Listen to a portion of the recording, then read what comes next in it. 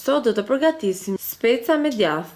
Në një enë të madhe kemi ngrirë speca gogozhare, kemi ngrirë majdanos, qep të njom, disa thelpi i hudhër edhe kopër.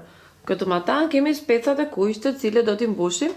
Djathin e kemi thërmuar dhe me ndihmën e pirunit do të përziejmë bashkë me erëzat që kemi në pjatën tjetër me kopër, majdanos, qep të njom, speca gogozhare dhe pak hudhër. Shtojmë edhe pak piper të bluar. Kështu si që kemi përzier, do t'i mbushim specat. E ngjeshim djathin me erëzat brenda në spec, duke mos lënë hapësira brenda saj, dhe pastaj do t'i shtrojmë në një pjatë. Pasi kemi prej specat të gjitha, tani do t'i radhisim në pjatën tonë.